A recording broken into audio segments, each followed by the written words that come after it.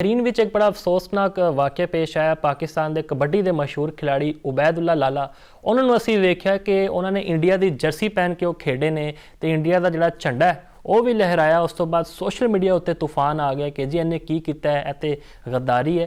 ਯਕੀਨੀ ਤੌਰ ਤੇ ਬੜੀ ਅਫਸੋਸ ਵਾਲੀ ਗੱਲ ਹੈ ਕਿ ਜਦੋਂ ਤੁਸੀਂ ਪਾਕਿਸਤਾਨ ਦੇ ਖਿਡਾਰੀ ਹੋ, ਤੁਹਾਨੂੰ ਪਤਾ ਵੀ ਹੈ ਕਿ ਮਾਮਲਾਤ ਕੀ ਚੱਲਦੇ ਪਏ ਦੋਵਾਂ ਮਮਾਲਿਕ ਦੇ। ਹਜੇ ਅਸੀਂ ਮਾਰਕਾ ਹੱਕ ਵਿੱਚ ਉਹਨਾਂ ਨੂੰ ਇਬਰਤਨਾਕ ਸ਼ਿਕਸਤ ਦਿੱਤੀ ਹੈ ਤੇ ਉਬੈਦੁੱਲਾ ਸਮਝ ਤੋਂ ਬਾਹਰ ਹੈ ਕਿ ਸ਼ਾਉਰ ਦੀ ਕਮੀ ਹੈ, ਕੀ ਵਜ੍ਹਾ ਇਹਨਾਂ ਨੇ ਇਹ ਹਰਕਤ ਕੀਤੀ ਹੈ। ਤੇ ਉਸ ਤੋਂ ਬਾਅਦ ਜਿਹੜੀ ਇਹ ਹਰਕਤ ਹੋਈ ਹੈ, ਪਾਕਿਸਤਾਨ ਕਬੱਡੀ ਫੈਡਰੇਸ਼ਨ ਨੇ ਵੀ ਆਪਣਾ ਇਜਲਾਸ ਤਲਬ ਕਰ ਲਿਆ ਹੈ ਤੇ ਉਹਨਾਂ ਨੇ ਇਸ ਮਾਮਲੇ ਦੀ ਸ਼ਫਾਫ ਤਹਿਕੀਕਾਤ ਦਾ ਆਗਾਜ਼ ਕੀਤਾ ਹੈ। ਤੇ ਰਾਣਾ ਸਰਵਰ ਸਾਹਿਬ ਜਿਹੜੇ ਹੈ ਨੇ ਸੈਕਟਰੀ ਕਬੱਡੀ ਫੈਡਰੇਸ਼ਨ, ਉਹਨਾਂ ਨਾਲ ਵੀ ਸਾਡੀ ਗੱਲ ਹੋਈ ਹੈ ਤੇ ਉਹਨਾਂ ਨੇ ਕਿਹਾ ਜੀ ਇਹ ਸਾਡੀ ਬਰਦਾਸ਼ਤ ਤੋਂ ਬਾਹਰ ਹੈ ਜਿਹੜੀ ਉਹਨਾਂ ਨੇ ਹਰਕਤ ਕੀਤੀ ਹੈ।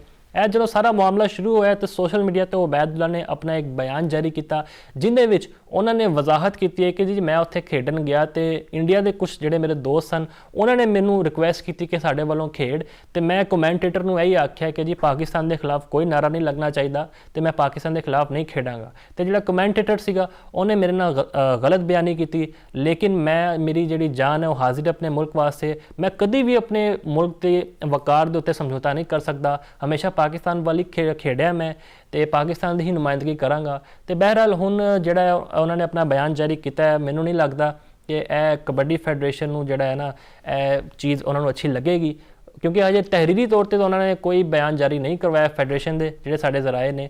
ਬਹਿਰਹਾਲ ਇਹ ਅੱਛੀ ਗੱਲ ਨਹੀਂ ਹੈ। ਜਦੋਂ ਤੁਸੀਂ ਪਾਕਿਸਤਾਨ ਦੀ ਵਰਦੀ ਪਹਿਨ ਲਈ ਹੈ, ਤੁਸੀਂ ਕੋਈ ਐਵੇਂ ਦੀ ਹਰਕਤ ਨਾ ਕਰੋ ਜਿਹੜੀ ਸਾਡੇ ਮੁਲਕ ਦੇ ਖਿਲਾਫ ਜਾਵੇ। ਤੇ ਸਾਡੀ ਦੁਆ ਹੈ ਸਿਰਫ ਕਬੱਡੀ, ਫੁੱਟਬਾਲ, ਕ੍ਰਿਕਟ ਜਿੰਨੇ ਵੀ ਖੇਡ ਨੇ ਉਹ ਤਰੱਕੀ ਦੀ ਰਾਹ ਤੇ ਗਾਮਜ਼ਨ ਹੋਵਣ ਤੇ ਪਾਕਿਸਤਾਨ ਦਾ ਪਰਚਮ ਬੁਲੰਦ ਹੁੰਦਾ ਰਹੇ। ਇਹ ਸਾਰੇ ਮੌਜ਼ੂਆਤ ਸਨ ਜਿਨ੍ਹਾਂ ਉੱਤੇ ਅਸੀਂ ਚਾਨਣ ਪਾਇਆ।